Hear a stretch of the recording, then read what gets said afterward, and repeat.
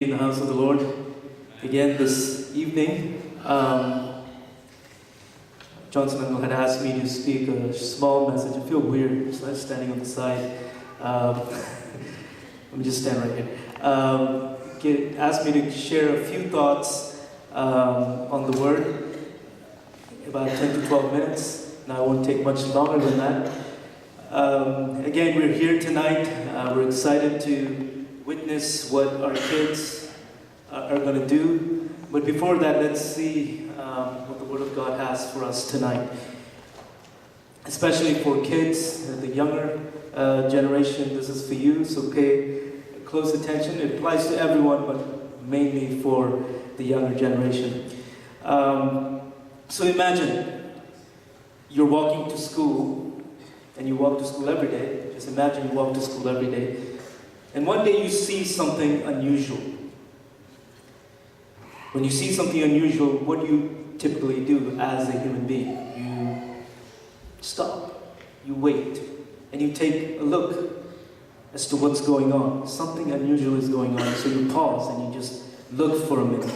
And what you see is a large group of people just coming together in one spot. A large crowd just in one spot, and you're wondering what's going on. You're just curious to find out what may be happening. As humans, we have this tendency. For example, if I'm driving on the road on the highway, and I see on the side of the road a fire truck or a police car, especially with lights on, without knowing it, my feet touch the brakes. I just want to slow down. I want to see what's happening.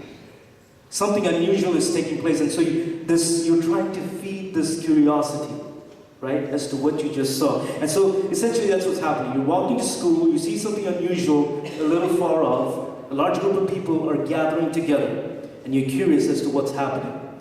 And without knowing it, you're now slowly moving in the direction of the crowd. Before you know it, you're now part of the crowd. You're right in the middle of the crowd. You forget all about school. You forget where you were supposed to go, what you were supposed to do. You were right there in the middle of the crowd because something has drawn you there. You're simply fascinated by what and who you see in front of you. You simply forget how many hours have passed by, how much time has just gone. It was early in the morning, and now it's even closer to evening time. Everyone around you, the whole crowd, is getting hungry. There aren't any food stalls, there aren't any food stands, no restaurants close by. It's a very remote place. But there is something in your hand that no one else has, but everyone else would love to have. Something in your hand, nobody else has it, but everyone would love to have. It is something your mother gave you before you went to school. It is a bag of lunch. It's a bag of lunch for you to eat during your recess. I remember growing up, when I was going to school, I would get this brown paper bag lunch, sack lunch they called it, during middle school and high school. And there was this sandwich in there that my mother would put in there, or any other food item. And I would look forward to the moment when I can open that bag and have that lunch. It could be a sandwich, tuna sandwich, chicken sandwich, I don't know, cutlet.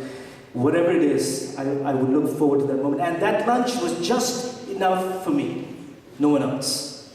Just good enough for me. So here you are with your sack lunch in your hand. The only thing you have, nobody else has.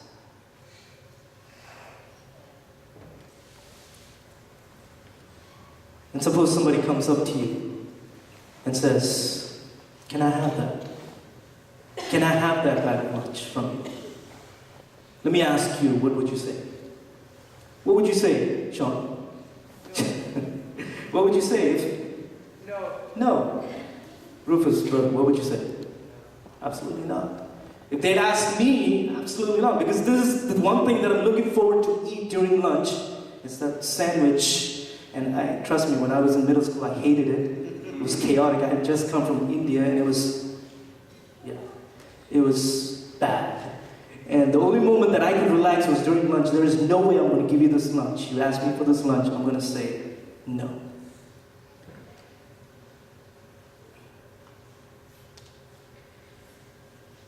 So we all would say no, right? But there's this one boy that's noted in the Bible that said, sure, you can have my lunch.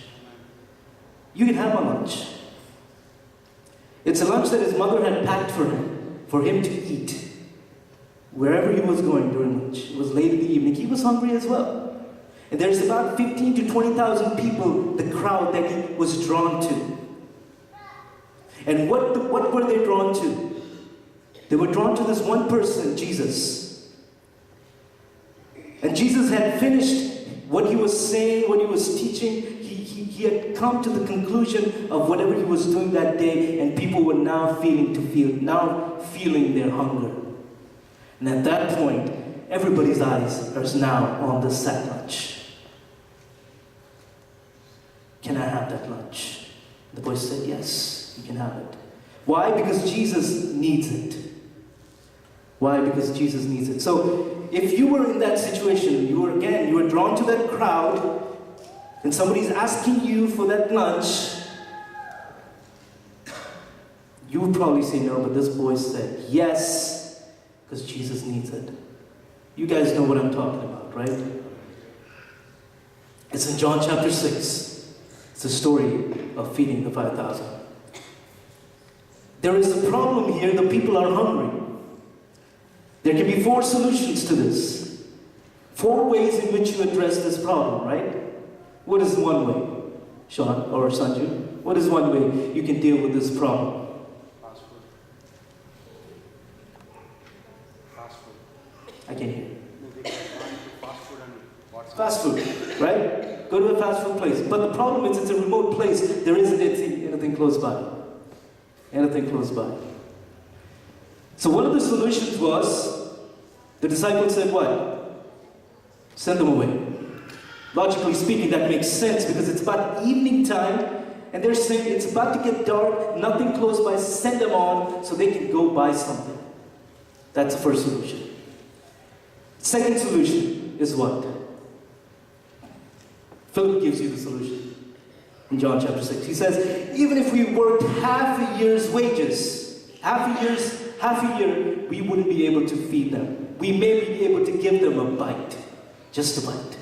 And that's about 200 days of the year. If you work for 200 days of the year, those wages may be good enough to give a bite for the 15 to 20,000 people that are there. In other words, his solution was money. We need money. We need money to feed these people. The first solution was send them away. It's easy. Second was we don't have the money. Third, what is the solution? What's the third solution? Fasting prayer. Yeah, a fasting prayer, right? But people are hungry. It's the last thing you want to do, right? The last thing you want to do, especially when you're so hungry. So the third solution was this boy's lunch. But there is a problem. That boy's lunch only feeds him. You know what was in that lunch? What was in it? 5 loaves and 2 fish. What kind of fish? More than likely sardines. Monkey. And back in the day, they weren't treated by hormones or antibiotics. Probably very little. Right? 2 small monkeys. I can eat about 15 easily. I love it. But I don't. I'm saying 2 monkeys, 2 sardines, and 5 loaves of bread. 5 loaves of bread, which is about 5 rolls. What I'm trying to say is good enough to meet that boy's hunger, if that. So that's the third solution. It's not possible. That's not the solution, but how is it going to feed all these people? The fourth solution is this. Put that in the hands of Jesus. Right? Put it in the hands of Jesus. Put that mere lunch in the hands of Jesus. That's the fourth solution. And what happens? The whole crowd is fed. The whole crowd is fed.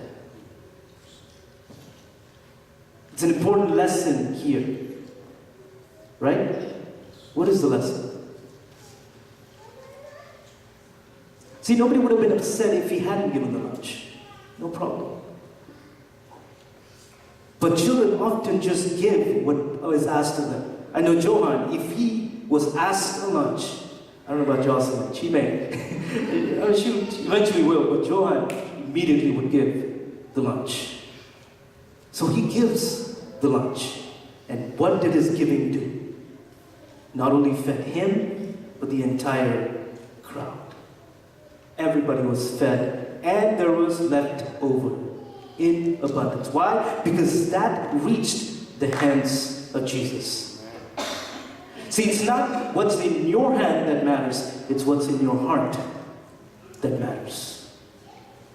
See, when you give this thing to Jesus, it's immaterial what you have given. What matters is whose hands it's in. Whose hands have you submitted it to? So what am I trying to say? Your gifts, your talents, everything that God has given you, your health, your brains, whatever you are part of in this church, whether it be big or small, whether it be on stage or off, are you doing it to the utmost? 100%.